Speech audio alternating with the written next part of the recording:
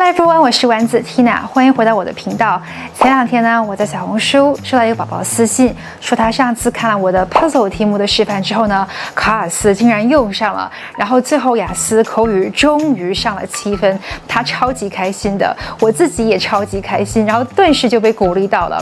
而且我的雅思口语班的宝宝们也是超级无敌好，所以我又被鼓励到了。那今天呢，就再做一个完整的示范，希望给大家准备雅思带来一些灵感和帮助。I wish I could name the style of the decoration in my home, but I couldn't. Basically, it's like a bit of everything. It's mostly Scandinavian, you know, we do have a lot of furniture from IKEA, and we also have a huge Swiss cheese plant and a Sansevieria in the living room. But I think it's not minimalistic enough to be truly Scandinavian. It's hard to generalize, but I think younger Chinese people like redecorating their homes. They're more trend-sensitive, and they would change the soft furnishings in their homes according to the season and the current trend. I'm very blessed that my current home boasts an amazing sea view with some mountains in the distance.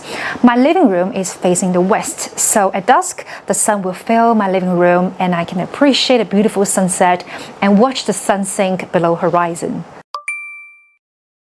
Yes, that's one of my favorite things to do, especially at sunset. As I explained just now, I can watch the sunset every day from my living room. Sometimes I will even record it on my camera using time-lapse. I find it very therapeutic to see the changing clouds and rosy patterns in the sky.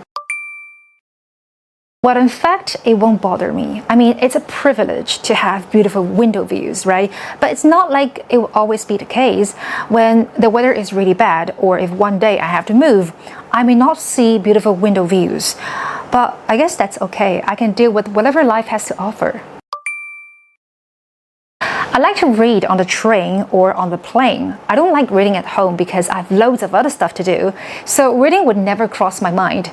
But when I'm traveling on the train, and I guess especially on the plane, there's lots of time to kill with nothing else to do. So reading is a very nice way to fill the void. I would definitely say I prefer reading by myself. I feel reading is a very personal thing. It takes time to internalize what you've read, and everyone digests things at a different pace. So I like to enjoy the process without others' input.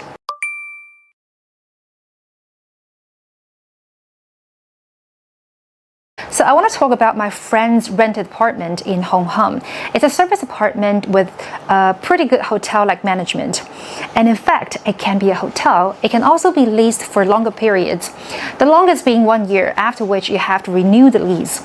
I visited her apartment several years ago for her housewarming party. And I have to say, it looked quite decent. It's a 2-bedroom apartment with 1 master bedroom and a smaller one. There's also a living room, a bathroom, and an open kitchen.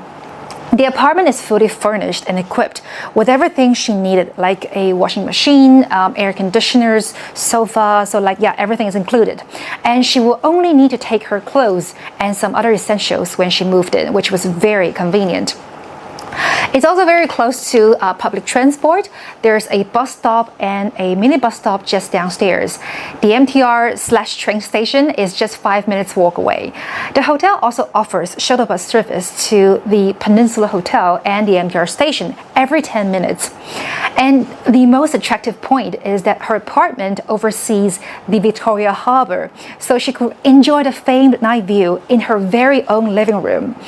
So in appearance, there's really nothing to complain about.